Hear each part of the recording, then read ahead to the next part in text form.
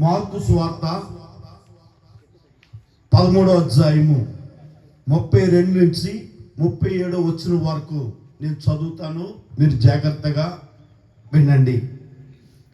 ఆ దినమును గూర్చియు ఆ గడియను గూర్చియు తండ్రి తప్ప ఏ మనుష్యుడైనను పరలోకమందలి దూతైనను కుమారుడైనను ఎరుగరు. జాగ్రత్త పడుడి, మెలకువగా నుండి ప్రార్థన చేయుడి. కాలమైనప్పుడు వచ్చునో మీకు తెలియదు. ఒక మనుషుడు తన దాసులకు అధికారం ఇచ్చి ప్రతి వానికి వాని పని నియమించి మెలకువగా నుండమని ద్వారపాలకునికి ఆజ్ఞాపించి ఇల్లు విడిచి దేశాంతరం పోయినట్టే ఆ కాలముండును. ఇంటి యజమానుడు ప్రొద్దుగుంకు వెళ్ళవచ్చునో, అర్ధరాత్రి వెళ్ళవచ్చునో, కోడి కొయ్యినప్పుడు వచ్చునో, తెల్లవారునప్పుడు వచ్చునో, ఎప్పుడు వచ్చునో మీకు తెలియదు.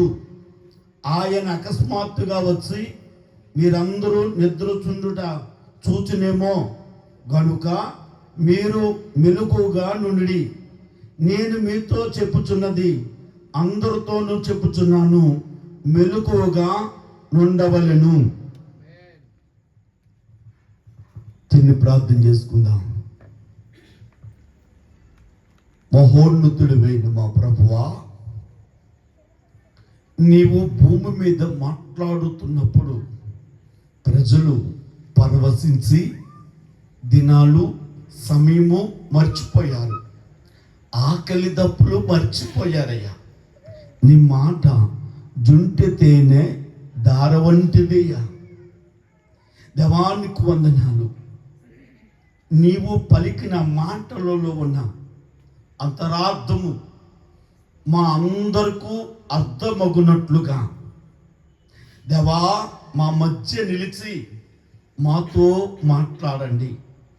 పరిశుద్ధాత్ముడా, నిలిచిన నన్ను పాత్రగా వాడుకునండి. దేవా నీకు వందనాలయ్యా. మంచి బోధకుడిగా మా మధ్యకు దిగువచ్చి మాతో మాట్లాడనయున్న యేసు ప్రభుల వారి పేరట ఈ ప్రార్థన అడిగి వేడుకుంటున్నాను తండ్రి, ఆమేన్. దేవునికి స్తోత్రం, హల్లెలూయా. యేసు ప్రభుల వారు మీతో చెప్పుచున్నది అందరితోనూ చెప్పుచున్నాను అంటే, అందరూ అనే మాటలో మనమందరము కూడా ఉన్నామా? మాట్లాడాలి. ఉన్నాము. యేసు ప్రభు ఆయన సిలువై పడక ముందు, ఆయన చివరి దినాలలో శిష్యులతో రాకడ తర్వాత రాకడను గుర్చి, శ్రమల కాలను గుర్చి ఆయన మాట్లాడుకుంటూ వచ్చారు. ఆ మాటలన్నీ శిష్యులు విని ఆ సమయము ఎప్పుడు వస్తుంది అని శిష్యులు యేసు ప్రభువుని అడిగారు. అప్పుడు అంటున్నారు ఆయన, ఆ సమయాన్ని గురించి దేవుని కుమారుడికైనా దేవదూతకైనా ఏ మనుషుని కూడా తెలియదు, అది తండ్రి ఒక్కడికే తెలుసు. దేవునికి స్తోత్రం. ఆ సమయము ఎలా ఉంటది అంటే, ఇంటి యజమానుడు తన ఇంటిని కావుల వానికి ఇచ్చి వెళ్ళి దేశాంతరం వెళ్ళినట్టుగా ఉంటదట. అంటే ఇంటి యజమానుడు తిరిగి ఎప్పుడు వస్తాడో తెలియదు. కాబట్టి ఇతడు ఎలా ఉండాలంటే మెలకువగా ఉండాలి. దేవునికి స్తోత్రం. దేవుని వాక్యాన్ని బట్టి ప్రతి రాత్రికి 4 జాములు ఉన్నాయి. ఎన్ని జాములు చెప్పండి? 4 జాములు ఉన్నాయి. 6 నుంచి సాయంత్రము 6 నుంచి 9 వరకు మొదటి జాము, 9 నుంచి 12 వరకు రెండవ జాము, 12 నుంచి 3 వరకు మూడవ జాము, 3 నుంచి మరలా 6 వరకు 4వ జాము. దేవునికి స్తోత్రం. 4 జాములు ఉన్నాయి. యేసు ప్రభు చెప్పిన ఈ రాత్రిని గూర్చిన 4 జాములు 2 విషయాలను తెలియజేస్తున్నది. ఒకటి,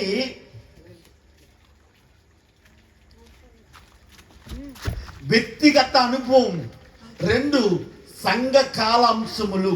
ఏంటి చెప్పండి? 1 వ్యక్తిగత అనుభవం, 2 సంఘ కాల అంశాలు.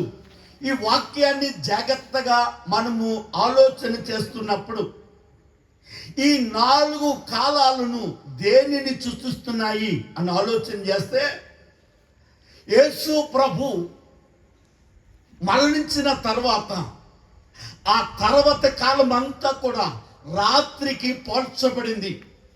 రాత్రికి పోల్చబడిన తర్వాత సాయంత్రము 6 నుంచి 9 వరకు కూడా సంపూర్ణముగా సింహ చీకటిగా కలగకుండా కొంచెం వెలుతురు కొంచెం చీకటి ఉన్నట్లుగా ఆ దినాలలో క్రైస్తవ సంఘము శ్రమల మధ్య ఉన్నా సరే దేవుని కాపుదల అద్భుతాలు చేసుకుంటూ వచ్చారు. దేవునికి స్తోత్రం, హల్లెలూయా. ఆ మొదటి జామును అపోస్తుల కాలముగా తెలియజేయబడుతుంది. దేవునికి స్తోత్రం. రెండో జామును మనము చూస్తే, రెండో జాము అది నిద్రపోయిన కాలం, అది నిద్రపోతున్న కాలం. అది ఈ జామును మనం చూస్తే 9 నుంచి 12 వరకు ఇది క్రైస్తవ సంఘ కాలాంశాలను మనం చూస్తే, ఈ రెండవ జాము పోపుల కాలాన్ని సూచిస్తూ ఉంది. పోపుల కాలములో మనం చూస్తే, పోపులు అంటే క్యాథలిక్స్, రోమన్ క్యాథలిక్స్. కాబట్టి ఈ పోపుల కాలంలో మనం చూస్తే బైబిల్ గ్రంథాన్ని మూత పెట్టారు. క్రైస్తవ సంఘములోనికి రాజకీయం వచ్చింది. కాబట్టి క్రైస్తవము రాజకీయము కలిసిపోయి ఇప్పుడు ఆ రోజులలో క్రైస్తవులను దేశాలను ఎవరు పరిపాలిస్తూ ఉన్నారంటే పోపులు పరిపాలించుకుంటూ వచ్చారు. దేవునికి స్తోత్రం.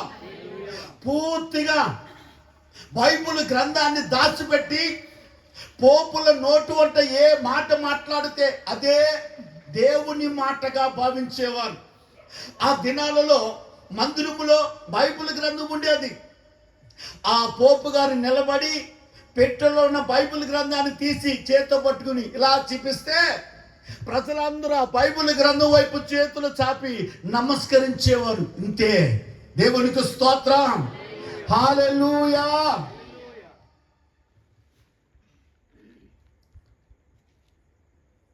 దేవునికి స్తోత్రం. పూర్తిగా దేవుని 9 నుంచి 12 ఎలాగున్న చీకటి ఉంటుందో ఆ కాలం అంతా వాక్యం లేని స్థితి, వాక్యపు వెలుగు లేని స్థితి. పోపులు ఏం చేశారంటే బైబిల్ గ్రంథాన్ని మూత పెట్టారు. దేవునికి స్తోత్రం. నా మూడో జామును మనం చూస్తే ఇది కోడి కోత జాము అని పిలువబడుతుంది. ఈ కోడి కోత కూర్చున్నప్పుడు ప్రజలలో ఎలాగున మెలకు వస్తుందో దాయబడిన బైబిల్ గ్రంథమును మార్టిన్ లూథర్ గారు, కొందరు జ్ఞానవంతులు ఆ రోజుల్లో భక్తిపరులు బైబిల్ గ్రంథం కొరకు తన ప్రాణాన్ని పణంగా పెట్టి బైబిల్ గ్రంథాన్ని బయటికి తీసుకుని వచ్చారు. దేవునికి స్తోత్రం, హల్లెలూయా. ఆ తర్వాత 4వ జాము తెల్లవారుజాము, అది బైబిల్ దొరికిన కాలము. ఇది మన కాలం. ఇది ఏ కాలం చెప్పండి? బైబిల్ దొరికిన కాలము. ఇది మన కాలము. ఈ రోజుల్లో ప్రతి వ్యక్తి చేతిలో జీవ గ్రంథం ఉంది. సమృద్ధైన వాక్యం వినిపింపబడుతుంది. వాక్యం అంటున్నాడు, ఎక్కడ వాక్యం ఉంటుందో అక్కడ చీకటి పారదోలపడుతుంది. ఎక్కడ వాక్యం ఉంటుందో అక్కడ చీకటి పారదోలపడుతుంది. ఈ రోజున వాక్యాన్ని చేత్తో పట్టుకుని నడవడం కాదు, బైబిల్ గ్రంథాన్ని చేత్తో పట్టుకుని నడవడం కాదు, బైబిల్ గ్రంథాన్ని తలగడి కింద పట్టుకుని పడుకోవడం కాదు, బైబిల్ గ్రంథాన్ని చదవడం ప్రారంభించాలి. దేవునికి స్తోత్రం, హల్లెలూయా. ఎవడైనా చిన్నతనం నుండి ఆ నేర్చుకుంటున్నాడు, ఆడు ఎంత చదవాలనుకుంటే చదివిన తరువాత చనిపోయే వృద్ధుడయ్యే సమయానికి తను నేర్చుకున్న చదువు మర్చిపోతున్నాడా? తన నేర్చుకున్న చదువు ఎవడు మర్చిపోలేదు, అది అసాధ్యము. అలాగే చిన్నతనం నుండి నీ చేతిలో ఉన్న జీవ గ్రంథాన్ని చదవడం ప్రారంభిస్తే, దానిలో ఉన్న సత్యాన్ని అనుభవించడం ప్రారంభిస్తే, నడవడం ప్రారంభిస్తే, జీవ మార్గంలో నీవు ప్రయాణించడం ప్రారంభిస్తే, ఒక దినము రాబోతుంది మరలా కూడా బైబిల్ గ్రంథము దాపెట్టినట్లుగా మరలా నీ యొద్ద నుండి బైబిల్ గ్రంథము దూరమయ్యే రోజులు వస్తున్నాయి. ఆ దినాన బైబిల్ గ్రంథము మన చేతిలో కాదు, మన హృదయంలో ఉండాలి. దేవునికి స్తోత్రం. ఓ రోజున సాధు సుందర్ సింగ్ గారు దారి వెంబడి నడిచి వెళ్ళిపోతున్నారు. ఆ పక్కన రోడ్ సైడ్ ఒకరు కనుకట్టు కడుతూ ఉన్నాడు. కనుకట్టి కట్టి ప్రజలను సంతోషపరుస్తూ ఉన్నాడు. సాధు సింగ్ గారు ఆ రోడ్డు మార్గంలో వెళ్ళిపోతే ఇతడు కనుకట్టు కడుతున్నాడు, కానీ కనుకట్టు పనిచేయటం లేదట. అతను అంటున్నాడు, ఇక్కడ ఎవరైనా బైబుల్ పట్టుకుని వచ్చారా అని అడిగితే ప్రజలందరూ అంటున్నారు, మా దగ్గర ఎక్కడ బైబుల్ లేదండి అని అంటున్నారు. అయితే సాధు సుందర్ సింగ్ గారు వారిని సమీపించినప్పుడు ఆ మాట విని సాధు సుందర్ సింగ్ గారు అంటున్నారు, నా చేతిలో బైబిల్ లేదు, కానీ నా హృదయంలో ఉంది. ఈ రోజున ప్రజలకు చేతిలో కాదు, జీవ గ్రంథము హృదయంలో ఉండాలి, హృదయంలో ఉండాలి. ఎన్నో రోజుల బట్టి నుంచి దేవుని మందిరానికి వెళుతున్నాం, వాక్యం వింటున్నాం, కానీ వాక్యం మనలో పనిచేయడానికి కారణం మనం జీవ గ్రంథం మన చేతిలో ఉంది, మన ఇంటిలో ఉంది, మన మంచం మీద ఉంది, కానీ వాక్యం మన హృదయంలో లేక దేవుని ఆశీర్వాదాన్ని కోల్పోతున్నాం, దేవుని ప్రేమను కోల్పోతున్నాం, దేవుని అభిషేకాన్ని కోల్పోతున్నాము. దేవునికి స్తోత్రం, హల్లెలూయా. యేసు ప్రభువు వారు వాక్యం అంటుంది, యేసయ్య రాకడ ఎప్పుడు వస్తుంది అని అంటే, వాక్యం అంటుంది మీరు అనుకోని గడియలో ఆయన వస్తాడు. ఎప్పుడట? అనుకోని గడియలో. అనుకోని గడియలో ఉన్నాం, రాత్రిలో మనం ఉన్నాం. దేవునికి స్తోత్రం, హల్లెలూయా. వాక్యమును మనం చూస్తే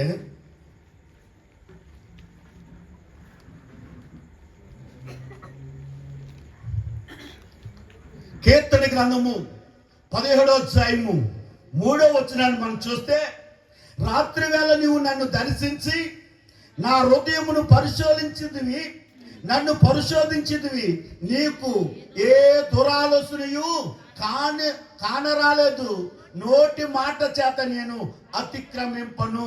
దేవునికి స్తోత్రం. ప్రతి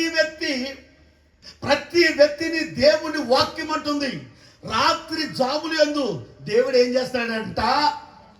నిన్ను దర్శించి నీ హృదయాన్ని పరిశోధిస్తూ ఉన్నాడట. ఈ భూమి మీద ఉన్న దేవుని ప్రజలను దేవుడు అంటున్నాడు, ప్రతి హృదయాన్ని దేవుడు రాత్రి జాములు యందు ఏం చేస్తున్నాడట? మీరు లైట్ ఆగిపోయినా నేను మాట్లాడతాను, మీరు లైట్ వైపు చూడొద్దు, నా మాట వైపే చూడండి. దేవునికి స్తోత్రం, హల్లెలూయా. ఈ రాత్రి దేవుడు నీతో మాట్లాడుతున్న మాట ఏమిటంటే, దేవుడు బైబిల్ గ్రంథంలో ప్రతి వ్యక్తితో మాట్లాడుతున్న మాట ఏంటంటే, ప్రతి రాత్రి నేను నా ప్రజలను పరిశీలిస్తున్నాను, వారి హృదయాలను పరిశోధిస్తున్నాను. వారి హృదయాలను చూస్తున్నప్పుడు, నీ హృదయాన్ని దేవుడు చూస్తున్నప్పుడు, నీ హృదయములో ఏముంది? నీ హృదయములో ఏముంది? దావీదు అలాగునే ఆ కాలంలో దేవుడు దావీదు హృదయాన్ని కూడా పరిశోధించాడట, పరిశీలనగా చూశాడట. దావీదు అంటున్నాడు, నా హృదయములో ఏ దోషమో నీకు కనబడలేదు. ఈరోజున దేవుడు నీ హృదయాన్ని రాత్రి జాములు యందు పరిశీలనగా చూస్తూ ఉంటే దోషం లేని దానిగా కనపడుతున్నావా? హృదయ శుద్ధి కలిగిన దానిగా కనపడుతున్నావా? ఒకవేళ కనుక నీవు రాత్రి జాబులేదు దేవుడు నా హృదయాన్ని పరిశోధిస్తాడా అని అంటే, అవును, నిన్ను దేవుడు పరిశోధిస్తాడు. కనుకే నువ్వు లేవకముందే దేవుడు నువ్వు బ్రతుకుతున్నావు. ఎందుకో తెలుసా? దేవుడు దీవించుట, మానవుడు జీవించుట. రాత్రిని దేవుడు పరిశోధించి పరిశీలనగా చూసి ఉదయం కాగానే దేవుడు నీతో మాట్లాడు తెలుసా? నా కుమార్తె జీవించునుగాక, నా కుమారుడు జీవించునుగాక అని మాట్లాడుతుంటే నువ్వు జీవిస్తున్నావు. ఏ రోజైతే నీవు జీవనాగిపోతో ఆ రోజు నిన్ను దేవుడు దీవించలేదు. దేవునికి స్తోత్రం, హల్లెలూయా. రాత్రి నిన్ను ఆయన పరిశోధిస్తున్నప్పుడు వాక్యం అంటుంది 91వ కీర్తనలో 5వ వచనం, రాత్రి వేళ కలుగు భయముకైనను. 6వ వచనం, చీకట్లో సంచరించు. రాత్రి భయం ఉంది, రాత్రి తెగులుంది. తెగులు శరీర సంబంధమైన తెగులు, ఆత్మ సంబంధమైన తెగులు. శరీర సంబంధమైన తెగులు రోగము, ఆత్మ సంబంధమైన తెగులు పాపం. దేవుడు రాత్రి ఏముందో తెలుసా? రాత్రి భయం ఉంది. రాత్రి దేవుడు పరిశోధిస్తున్నప్పుడు నీవు ఆయన ఎదుట యథార్థముగా కనబడాలి, యథార్థముగా కనబడాలి. దేవునికి స్తోత్రం, హల్లెలూయా. మొట్టమొదటిగా మనం చూస్తే రేయి మొదటి జాము అనగా తెల్లవారుజాము అని అంటూ ఉన్నారు. రేయి అనగా రాత్రి, రాత్రి మొదటి జాము అనగా 6 నుంచి 9 వరకు మొదటి జాము. అందుకే విలాప వాక్యాలను మనం చూస్తున్నప్పుడు 2వ అధ్యాయము 19వ వచనాన్ని మనం చూద్దాం.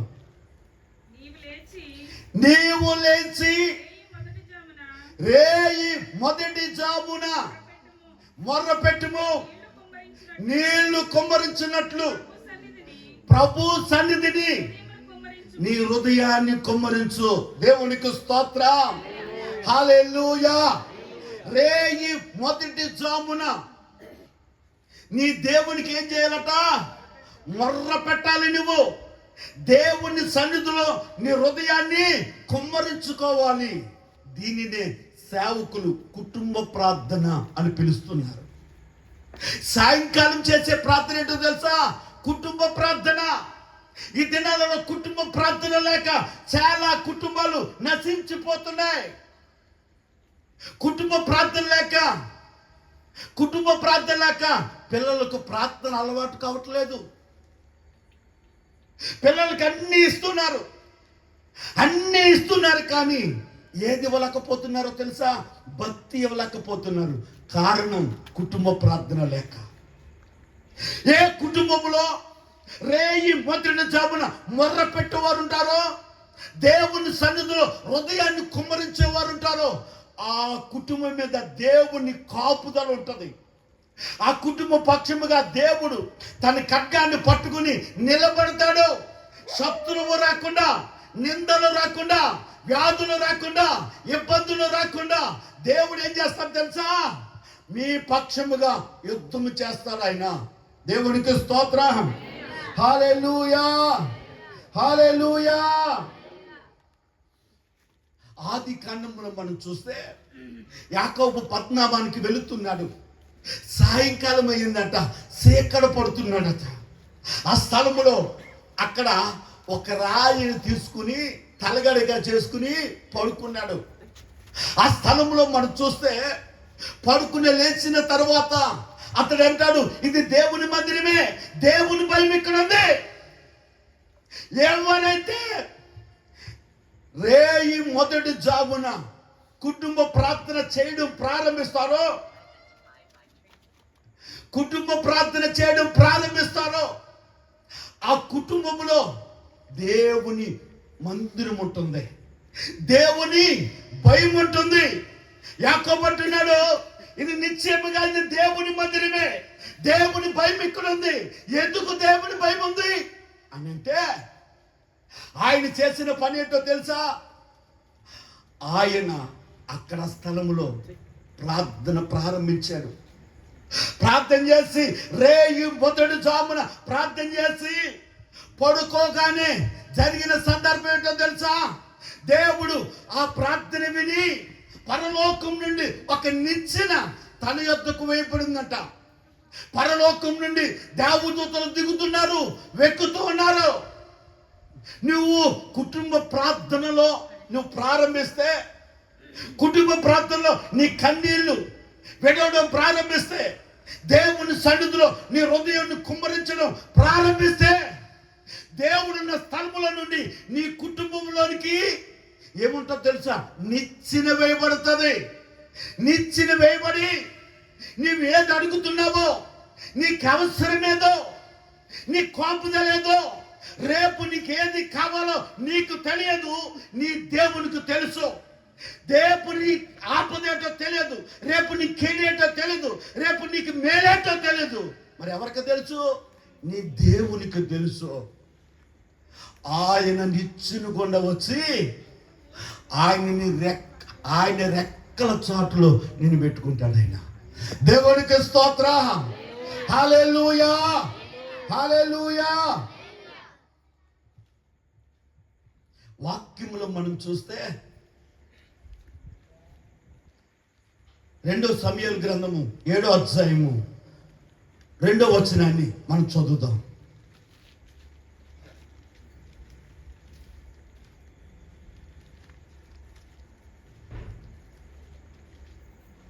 నేను దేవదారు మ్రానుతో 18వ వచనాన్ని చదవండి. దావీదు రాజు లోపల ప్రవేశించి దావీదు రాజు లోపలకు ప్రవేశించి యెహోవా సన్నిధిని కూర్చుండి ఇలాగున మనవి చేసెను, నా ప్రభువా యెహోవా, ఇంతగా నన్ను నీవు హెచ్చించుటకు నేనెంతటి వాడును, నా కుటుంబము దేవునికి స్తోత్రం. దావీదు దేవుని సన్నిధిలో మోకరించి ఆయన అంటున్నాడు, దేవా యెహోవా, ఇంతగా హెచ్చించుటకు నేను ఏ పాటి వాడిని, నా కుటుంబం ఏ పాటిది. నేను అడవిలో గొర్రెల మధ్య సెమ్మ చీకటిలో మండుటెండలో దాహము కలిగినను నీరు లేక, అడవిలో ఉన్నవాడు ఎప్పుడు తాగుతాడు తెలుసా? వాడు దాహం వేసినప్పుడు కాదు, నీళ్ళు ఉన్నప్పుడే తాగుతాడు. అలాంటి పరిస్థితుల్లో నుండి ఎండకెడుతూ వానికి తడుస్తున్న, మంచుకు తడుస్తున్న పరిస్థితుల్లో నుండి ఎక్కడున్నాడట? రాజసింహాసనంలో, రాజనగరిలో ఉన్నాడు. ఇప్పుడు దావీదు ఏం చేస్తాడు? ఎంతగా హెచ్చించుటకు నేను ఏ పాటి వాడిని, ఎంతగా నన్ను హెచ్చించుటకు నేను ఏ పాటి వాడిని, నా కుటుంబము ఏ పాటిది అనండి. దేవునికి స్తోత్రం. హల్లెలూయా. 2 సమూయేలు 11వ అధ్యాయము 2వ వచనాన్ని చదువుదాం. ఒకానొక దినమున ప్రొద్దు పొంగు వేళ దావీదు పడక మీద నుండి లేచి రాజనగరి మిద్ది మీద నడుచుచు పైనుండి చూచుచుండగా స్నానము చేయి ఒక స్త్రీ కనబడెను. దేవునికి స్తోత్రం. జాగ్రత్తగా వినండి. 7వ అధ్యాయంలో దావీదు అంటున్నాడు, ఎంతగా హెచ్చించుటకు నేను ఏ పాటి వాడిని, నా కుటుంబము ఏ పాటిది అని అన్నాడు. దావీదు అంతగా హెచ్చింపబడటానికి, అంతగా దీవింపబడటానికి కారణం ఏంటి అంటే, బైబిల్ గ్రంథం అంటుంది దావీదు 3 పర్యాయాలు ప్రార్థన చేసేవాడు, 7 పర్యాయాలు దేవుని స్తుతించేవాడు. 3 పర్యాయాలు అంటే ఉదయము, మధ్యాహ్నము, సాయంకాలము. ఉదయము, మధ్యాహ్నము, సాయంకాలము. దేవునికి స్తోత్రం. హల్లెలూయా. వాక్యములో రాయబడిన మాట ఏంటో తెలుసా?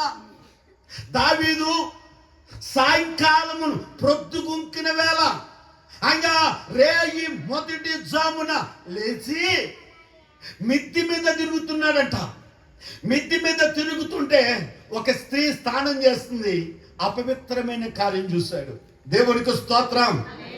దావీదు, రేయి మొదటి జామున నీవు దినానికి 3 సార్లు ప్రార్థన చేయవలసిన వాడు మిద్ది మీద ఎందుకు తిరుగుతున్నా అంటే దేవుని సన్నిధిలో కూర్చోలేదు కాబట్టి మిద్ది మీద తిరుగుతున్నాడు. వాక్యంలో రాబడిన మాట ఏంటో తెలుసా? వసంత కాలమున రాజులు యుద్ధానికి బయలుదేరు సమయమున అని రాయబడి ఉంటుంది. 11వ అధ్యాయం మొదటి నుంచి చదివితే. అంటే మిగతా కాలంలో వసంత కాలంలో రాజులు మాత్రం కంపల్సరీ యుద్ధానికి వెళ్ళాలి. ఆ దినాలు అలాంటివో తెలుసా? యోవాబు అనేవాడు యుద్ధానికి అధికారి అయి యుద్ధములో ఉన్నాడు. నిజానికి యుద్ధం ఎవరు చేయాలి తెలుసా? ఆ వసంత కాలంలో దావీదు యుద్ధము చేయడానికి సైన్యములో ఉండాలి. యుద్ధం చేయడానికి సైన్యములో ఉండాలి. ఈ రోజున దేవుడు నీ కుటుంబం ఎందుకు శిథిలమైపోతుందో తెలుసా? నీ బిడ్డలు ఎందుకు పతనమైపోతున్నారో తెలుసా? నీకు ఆశీర్వాదము ఎందుకు రావట్లేదు తెలుసా? నీ యుద్ధము చేయడం మాని, నువ్వు యుద్ధము చేయడం మాని చేయకూడని పనిలో నువ్వు ఉన్నావు. యుద్ధం ఏంటో తెలుసా? వాక్యం అంటుంది మనము పోరాడవలసినది ఎవరితోని? మనం పోరాడవలసినది ఈ లోకనాథులతో పోరాడాలి, శరీరముతో పోరాడాలి, అంధకార శక్తులతో పోరాడాలి. ప్రతి వ్యక్తి కూడా యుద్ధము దేనితో చేయాలి అని అంటే ప్రతి వ్యక్తి కూడా యుద్ధము వాక్యమనే ఖడ్గాన్ని పట్టుకుని దేవుడిచ్చు సర్వాంగ కవచాన్ని ధరించుకుని లోకముతో యుద్ధం చేయాలి. రెండవదిగా అపవాదుతో యుద్ధం చేయాలి. మూడవదిగా శరీరముతో యుద్ధం చేయాలి. యుద్ధము చేయవలసింది మాని నువ్వు యుద్ధము చేయడం ప్రారంభిస్తే దేవుని సన్నిధిలో మోకరించి నీ మీదకి వస్తున్న అపవాది, నీ మీదకుతున్న లోకం, నీ మీదకుతున్న శరీరచులు జయించడానికి నువ్వు దేవుని సన్నిధిలో మోకరించి ప్రార్థన ప్రారంభిస్తే దేవుడి నీ పక్షముగా యుద్ధము చేయడానికి ఖడ్గం పట్టుకుని ఉన్నాడు ఆయన. దేవునికి స్తోత్రం. హల్లెలూయా. దావీదు యుద్ధము చేయవలసిన వాడు, యుద్ధ భూమిలో ఉండవలసిన వాడు, దేవుని సన్నిధిలో రేయి మొదటి జామున మొర్ర పెట్టవలసిన వాడు. యుద్ధంలో లేడు, ప్రార్థన లేడు. ఎక్కడున్నాడంటే మిద్ది మీద తిరుగుతూ ఉన్నాడట. మిద్ది మీద తిరుగుతూ ఉన్నాడట. ఈ రోజున ప్రార్థన లేకుండా పోతుందా? నువ్వెక్కడ తిరుగుతున్నావంటే వాక్యం అంటుంది. సామెతల గ్రంథము మనం చూస్తే సామెతల గ్రంథము 7వ అధ్యాయము 8వ వచనాన్ని మనం చదువుదాం. సంధ్యవేళ ప్రొద్దు కుంకిన తరువాత చెమ్మ చీకటి గల రాత్రి వేళ వాడు జార స్త్రీ సందు దగ్గరున్న వీధిలో తిరుగుచుండెను, దాని ఇంటి మార్గమున నడుచుచుండెను. దేవునికి స్తోత్రం. ఈ రోజున సాయంకాలము అంటే రేయి మొదటి జామున నీ భర్తను దగ్గరగా కూర్చోబెట్టుకుని, నీ పిల్లలను దగ్గర కూర్చోబెట్టుకుని కుటుంబ ప్రార్థన చేయకపోతే నీ బిడ్డలు ఎక్కడ ఉంటున్నారు తెలుసా? నీ యజమాని ఎక్కడ ఉంటున్నాడు తెలుసా? సందు చివర జార స్త్రీ ఉంది. ఆ జార స్త్రీ సందు దగ్గర తన ఇంటి దగ్గర తిరుగుతున్నాడట. పాపంలో తిరుగుతున్నాడు, పాపం దగ్గర తిరుగుతున్నాడు. దావీదు ప్రార్థన చేయవలసింది పోయి, యుద్ధము చేయవలసింది పోయి ఎక్కడ తిరుగుతున్నాడో తెలుసా? జార స్త్రీ అనపడుతున్న మేడ మీద తిరుగుతూ స్నానం చేసిన స్త్రీని చూసాడట. దేవునికి స్తోత్రం. హల్లెలూయా. వాక్యం అంటుంది నీ పొరుగు వానిదేది ఆశించకూడదు. అది ఎద్దైనా భార్య అయినా మరేదైనా. ఎపిసరింపకూడదు. ఏం చేయకూడదట? ఎపిసరింపకూడదు. నరహత్య చేయకూడదు. దావీదు ఆ స్నానం చేసిన ఆమెను చూసి మోహించి ఆమెతో పోయాడు. ఆ తర్వాత పొరుగువాని భార్య నాశించాడా? తర్వాత ఉరియాని ఏం చేశాడు తెలుసా? యుద్ధంలో ముందు పెట్టి చంపించాడు. దాని ద్వారా ఏమైంది? ఇప్పుడు పొరుగువాని భార్య నాశించాడు, వ్యభిచారం చేశాడు, నరహత్య చేశాడు. దేవునికి స్తోత్రం. హల్లెలూయా, హల్లెలూయా. ఇప్పుడు 12వ అధ్యాయం వచ్చేసరికి 7వ అధ్యాయంలో దేవుని సన్నిధిలో మోకరించి ఇంతగా హెచ్చించడానికి నేను ఏ పాత్రని, నేను ఎలాంటివాడట, ఏ పాటి వాడిని అంటే తను తాను తగ్గించుకొని ఇంత ఆశీర్వాదం పొందటానికి నేను అర్హును కాదయ్యా అని ప్రభు పాదాలు పట్టుకున్నవాడు. ఇప్పుడు మరి కొంచెం 7వ అధ్యాయం వచ్చేసరికి ఇప్పుడు ఏం చేశాడు తెలుసా? ఏం చేశాడట? పొరుగువాడిని దాసించాడు, వ్యభిచారం చేశాడు, నరహత్య చేశాడు, 3 ఆజ్ఞలు మితిమీరిపోయాడు. ఏం చేశాడు చెప్పండి? ధర్మశాస్త్రాన్ని మితిమీరాడు. దేవునికి స్తోత్రం. హల్లెలూయా. ఇప్పుడు 2 సమూయేలు 12వ అధ్యాయం 7వ వచనాన్ని చదువుదాం.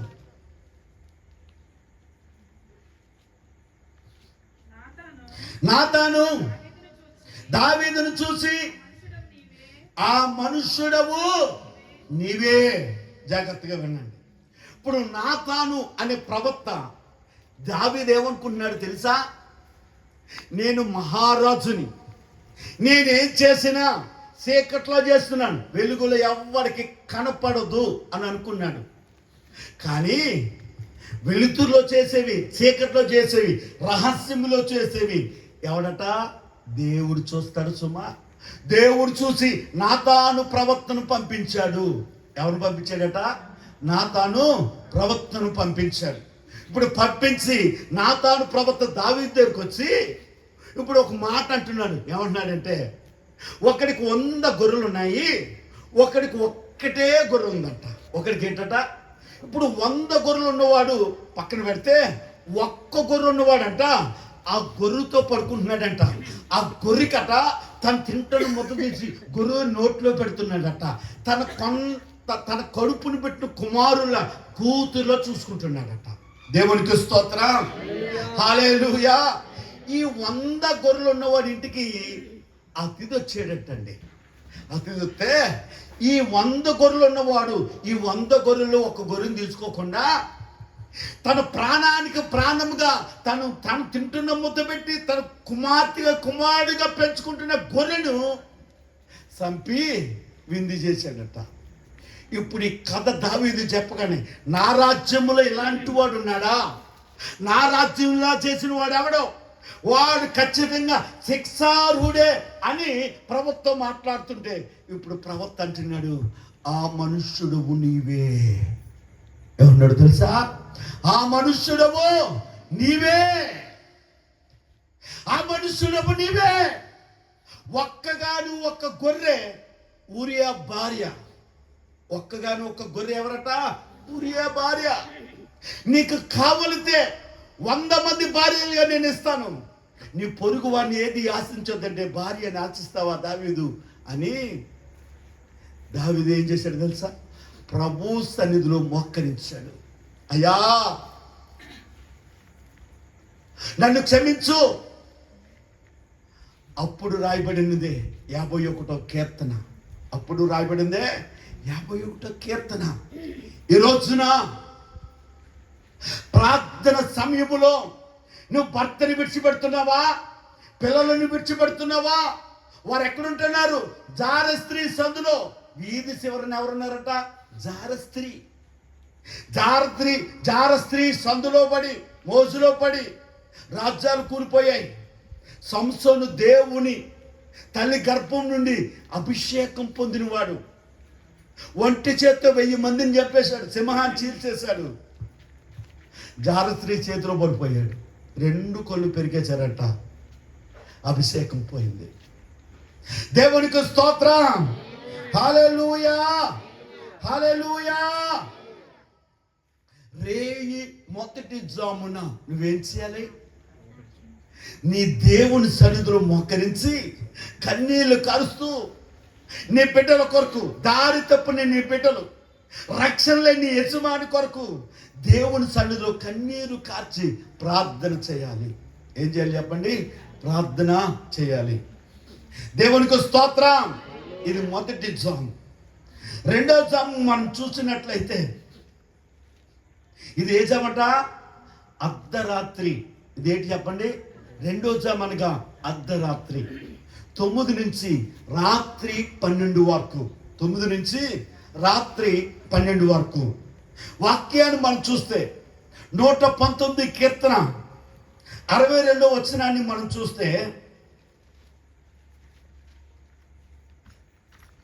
న్యాయమైన నీ విధులను బట్టి నీకు కృతజ్ఞత స్తుతులు చెల్లించుటకు అర్ధరాత్రి వేళ నేను మేల్కొని వాడను. ఎందరూ ఈ మాట చెప్పగలరు?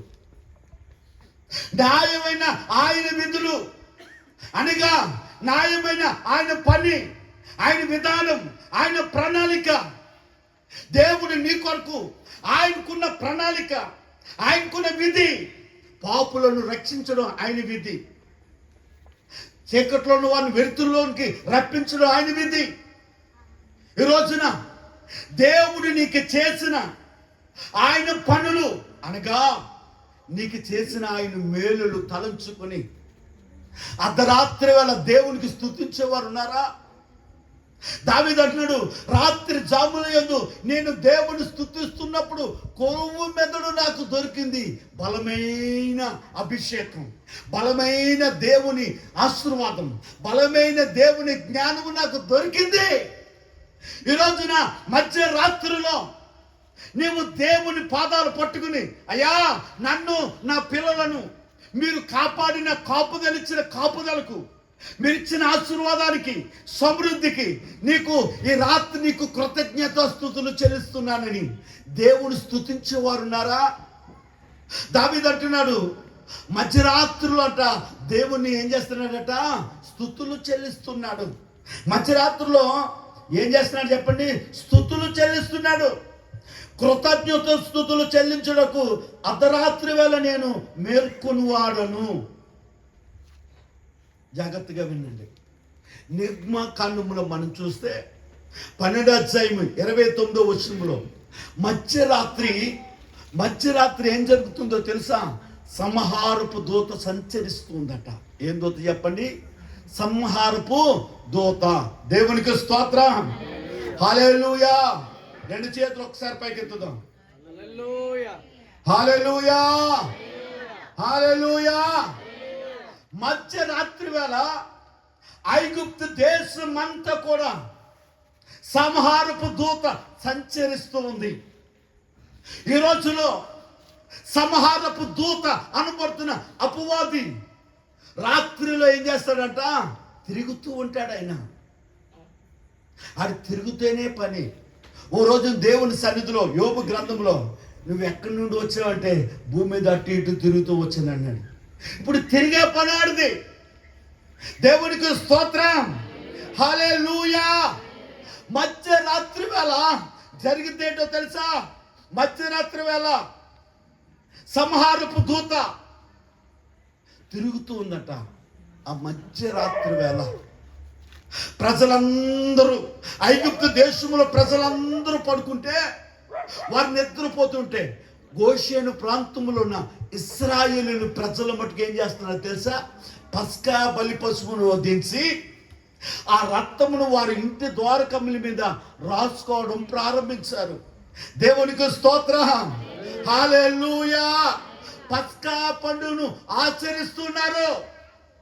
ఈ రోజున దేవుని సన్నిధిలో మధ్యరాత్రిలో మోకరించి, అయ్యా పస్కా బలి పశువు అని యేసయ్యా, ఇదిగో నా శరీరము రక్తము తింటేనే కానీ మీలో శక్తి ఉండదు అన్నావుగా.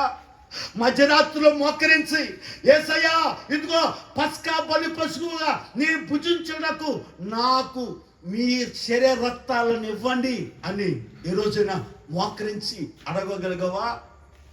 దేవునికి స్తోత్రం. హల్లెలూయా. మధ్యరాత్రి వేళ సంహారపు దూత, మరణపు దూత దాటిపోవటానికి వారి ఇంటి ద్వారకములందు రక్తపు మరక ఎవరైతే మధ్యరాత్రిలో దేవుని సన్నిధిలో మోకరిస్తారో యేసయ్య ఆ ఇంటి మీద రక్తపు మరక ఉంచబోతున్నాడు.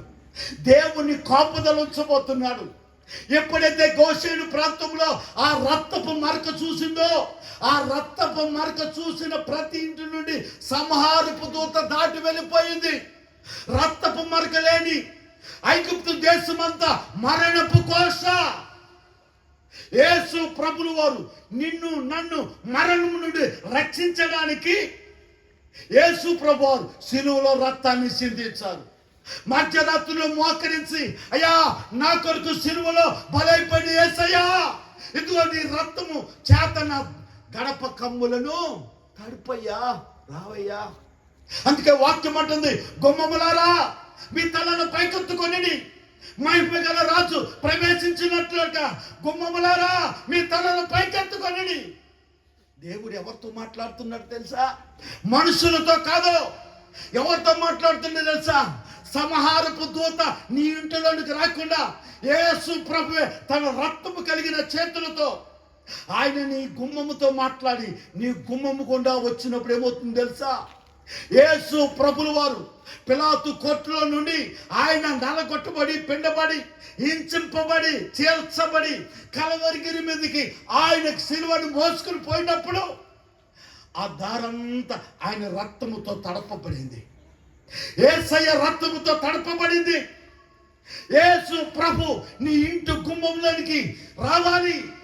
నీ ఇంటి గుమ్మము ఆయన రక్తముతో తడపబడితే నీ ఇంటిలో కీడు రాదు, నీ ఇంటిలో అపవాది రాదు, నీ ఇంటిలో శోధన రాదు, నీ ఇంటిలో జయము తప్ప అపజయమే నీ ఇంటికి ఉండదు. ఈ రోజున మధ్యరాత్రుల్లో మోకరించయ్యా, నా గుమ్మంతో మాట్లాడు, నా గుమ్మంతో మాట్లాడని వారు ఉన్నారా? దేవుడి నీ ఇంటి గుమ్మంలోనికి ఎప్పుడు వస్తారో తెలుసా? మధ్యరాత్రులు ఆయన రాబోతున్నాడు. ఆయన ఎందుకు వస్తున్నాడో తెలుసా?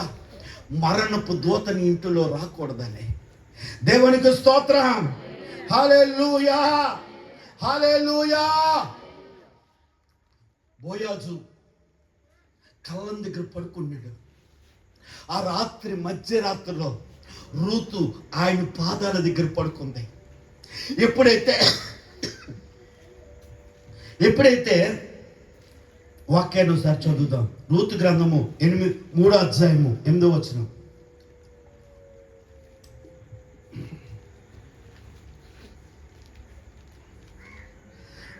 మధ్యరాత్రి యందు అతడు ఉలిక్కిపడి తిరిగి చూచినప్పుడు ఒక స్త్రీ అతని కాళ్ళ యొద్ద పండుకొని ఉండెను.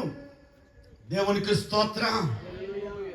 బోయాజు ఎక్కడ పడుకున్నాడట? కళ్ళం దగ్గర పడుకున్నాడట. ఆ రాత్రి రూతు ఆయన పాదాల దగ్గర పడుకుంది. దేవునికి స్తోత్రం. బోయాజు ఎవరికి చూచునుగా ఉన్నారో తెలుసా? యేసు ప్రభుల వారికి చూచునుగా ఉన్నారు. మధ్యరాత్రిలో ప్రభు దగ్గర నువ్వు పడుకుంటుంటే బోయాజు వెంటనే లేచాడట.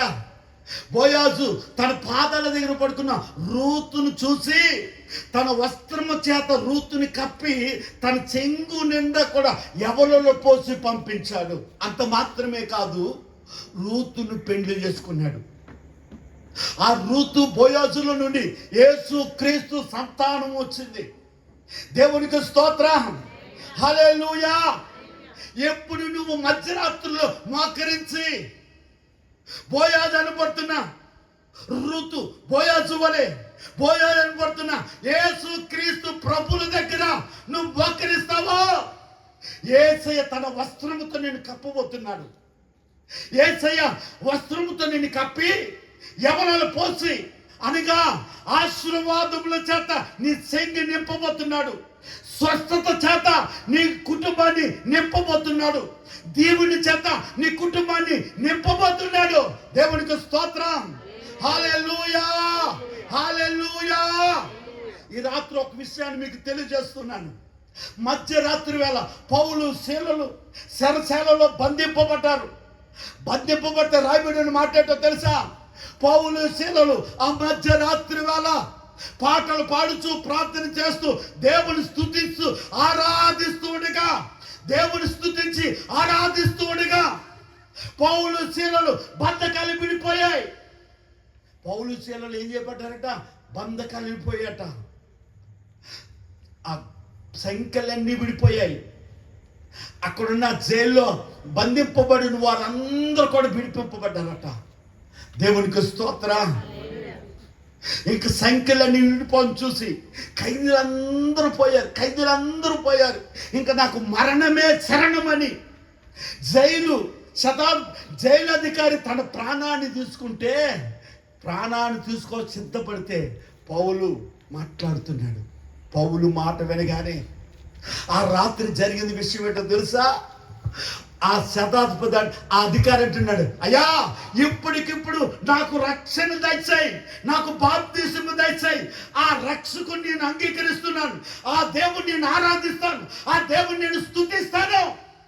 ఈ రోజున మధ్య రాత్రి వేళ నీ ప్రార్థన విన్న ప్రతివాడు దేవుణ్ణి నువ్వు ఆరాధిస్తూ ఉంటే, దేవుణ్ణి నువ్వు మధ్యరాత్రిలో నువ్వు ప్రార్థన చేస్తూ దేవుని పాటలు పాడుతూ దేవుణ్ణి ఆరాధిస్తూ ఉండగా నిన్ను చూసిన వారు రక్షణ మార్గంలో నిలబడాలి, ప్రభువుని రక్షకునిగా అంగీకరించాలి. దేవునికి స్తోత్రం. హల్లెలూయా, హల్లెలూయా. మధ్యరాత్రిలో పౌలు శీలలు ఏం చేస్తున్నారు చెప్పండి? నా వంక చూడండి. దేవునికి స్తోత్రం. మీ ఆలోచనంతా కూడా ప్రభు ఏది మాట్లాడతాడు అన్న దాని మీద ఉండాలి. పక్కన ఏది కూలిపోయినా పర్వాలేదు, మీరు ఏది జరిగినా సరే మీరు నా వైపు చూడండి. దేవునికి స్తోత్రం. హల్లెలూయా, హల్లెలూయా. ఈ రోజున సంఘము, దేవుని ఆరాధిస్తున్న ప్రజలు, దేవుని స్తుతిస్తున్న ప్రజలు ఎలాగున్నారు అని ఆలోచన చేస్తే పరమగీతము 5వ అధ్యాయము 2వ వచనాన్ని మనం చూస్తే,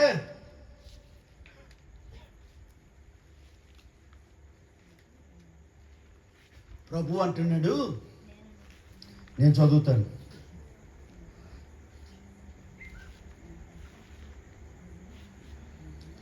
నేను నిద్రించదనే కానీ నా మనసు మేల్కొని ఉన్నది. సహోదరి, నా ప్రియురాలా, నా పావురమా, నిష్కలంకురాలా, ఆలకింపుము. నా తల మంచుకు తడిసినది, నా వెంట్రుకలు రాత్రి కురియు చినుకులకు తడిసినవి. దేవునికి స్తోత్రం. హల్లెలూయా. సంఘము, క్రైస్తవ సంఘము ఏం మాట్లాడుతుందో తెలుసా? ప్రాణప్రియుడు ఇంటికి వచ్చి తలుపు తడుతున్నాడట.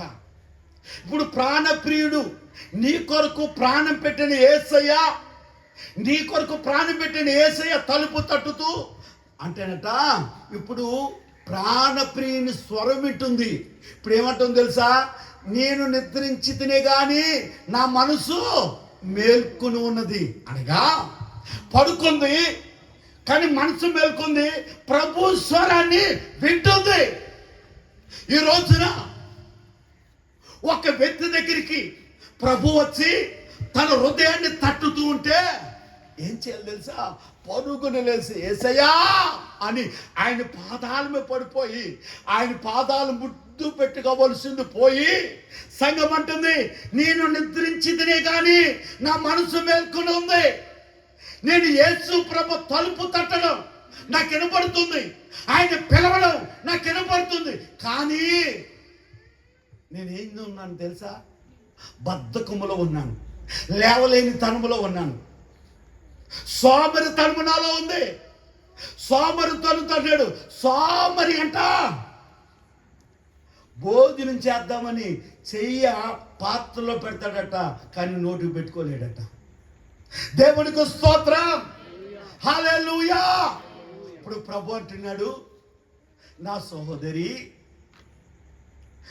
నా ప్రియురాలా, నా పౌరమా, నిష్కలంకురాలా. ఎవడైనా మీ పిల్లలు నిద్ర లేవలేదు అనుకోండి, బాబు లేరా, టైం అయిపోతుంది, నాన్న కన్నా బుజ్జోడా, ఎన్ని పేర్లు దొరుకుతాయో మీకు, అన్ని పేర్లు పెట్టి మీరు లేపుతారు. ప్రభు కూడా సహోదరి నా ప్రియురాలా, పావురమా, నిష్కలంకురాలా అని పిలుస్తూ ఉన్నాడు. అయినా లేవట్లేదట. అయినా ఇప్పుడు ప్రభు అంటున్నాడు, ఆయన తలుపు తడుతుందంటే ఆయన తల మంచుకు తడిసిందంట. రాత్రి కురియు శినుకులకు తడిసిందంట. దేవునికి స్తోత్రం. ఎంతసేపు నిలువబెట్టి ఏడ్పింతురతని,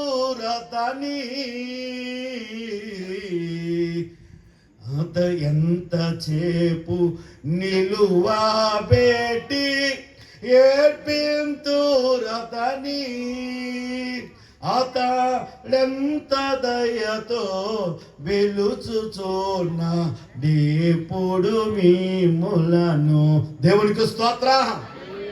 ఎంతసేపు నిలవపెట్టి నీ ప్రభు నీ మధ్యరాత్రిలో నీ హృదయాన్ని తడుతూ ఉంటే, ఆయన స్వరము నీకు ఎన్నబడుతూ ఉంటే నువ్వు ప్రభువుని ఏడ్పిస్తున్నావా?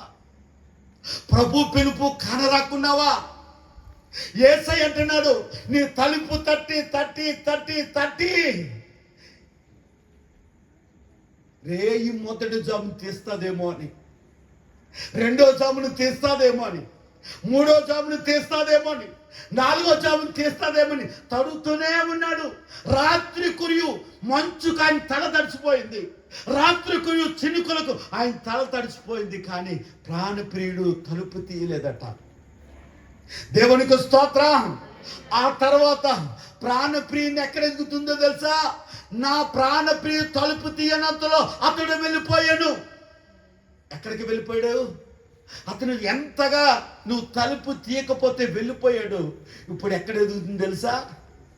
సంత వీధుల్లో ఎదుగుతుందంట, రాజ వీధుల్లో ఎదుగుతుందంట. రాజకీయ గొడవలు సంత వీధుల్లో అంటే తెలుసా? వ్యాపారం.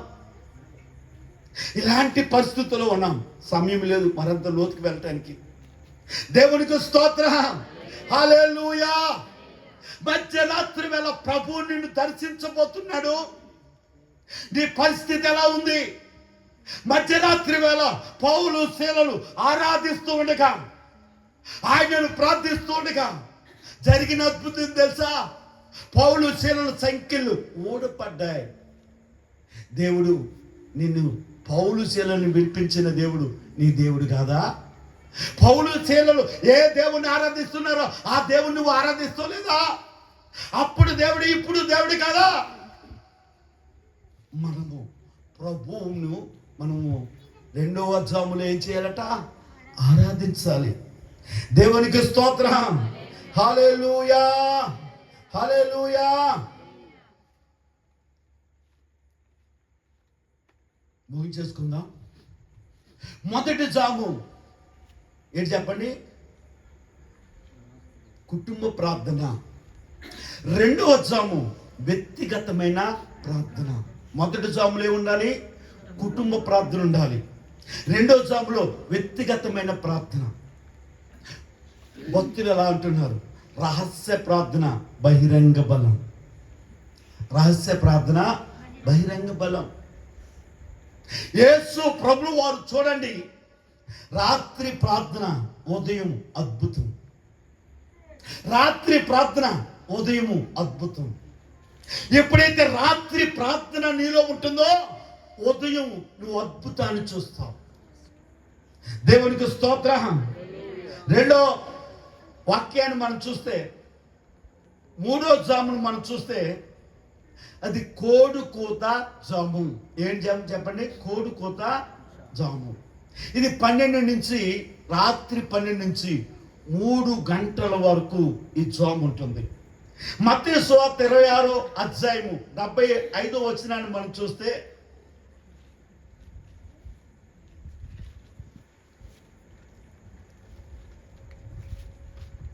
కనుక కోడి కుయ్యక మునుపు నీవు నన్ను ఎరుగువని ముమ్మారు చెప్పెదవని యేసు తనతో ఆ పేతురు జ్ఞాపకం తెచ్చుకొని పేతురు జ్ఞాపకము తెచ్చుకొని వెలుపలకు పోయి సంతాపపడి ఏడ్చెను. దేవునికి స్తోత్రం. హల్లెలూయా.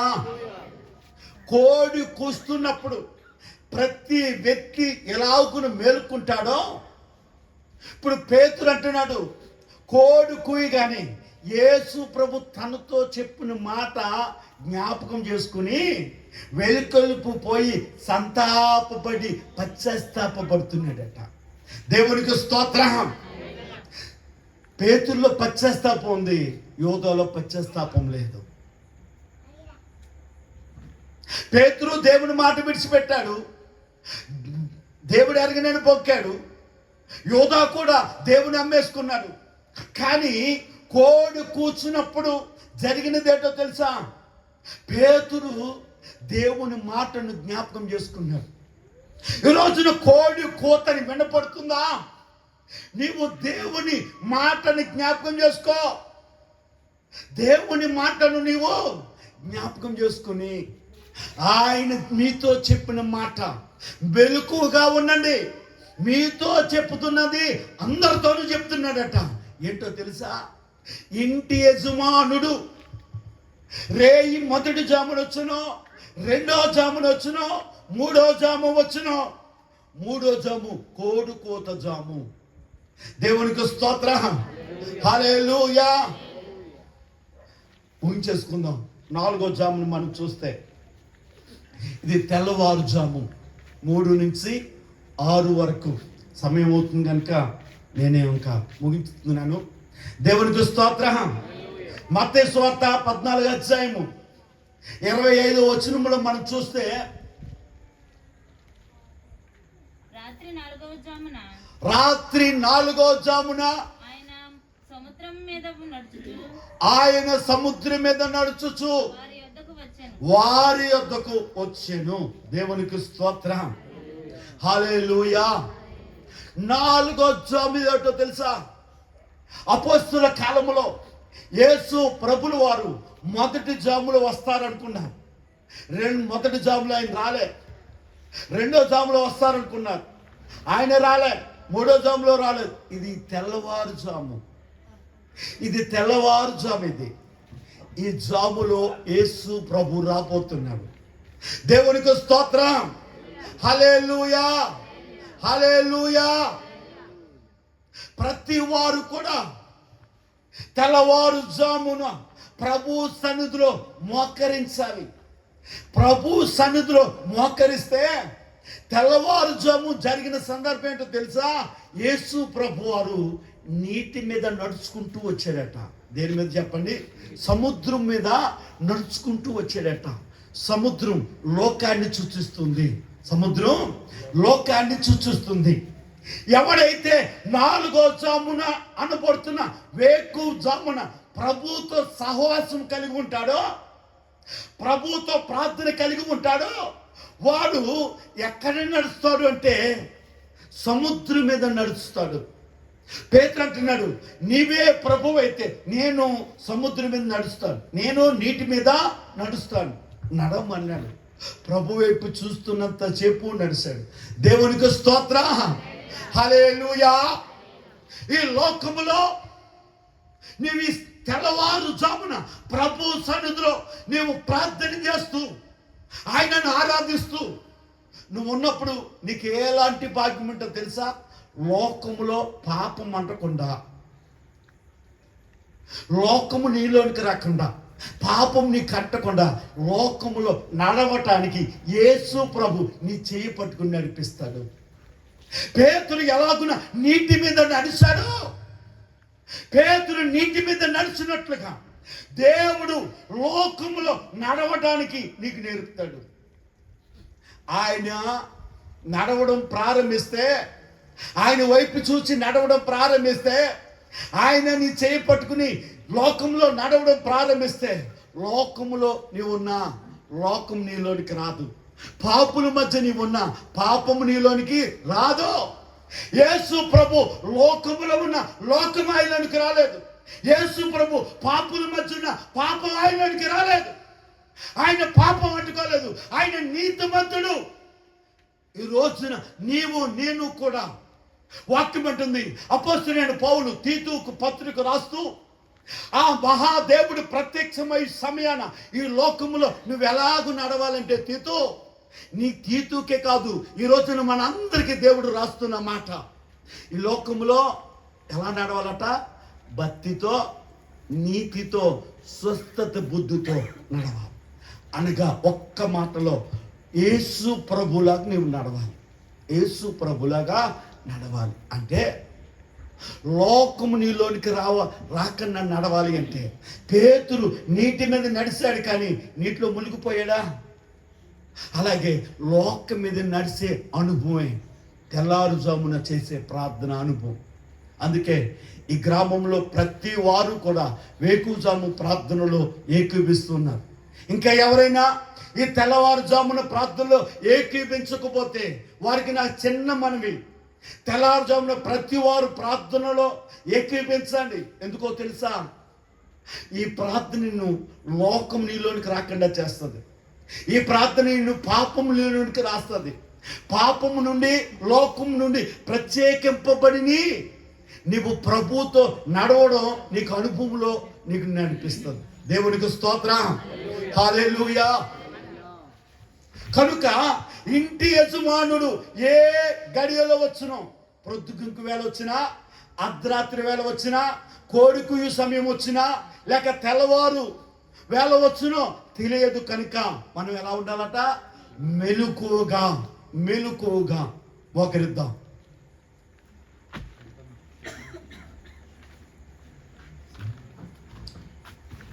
దేవునికి స్తోత్రం. చిన్న మనవి.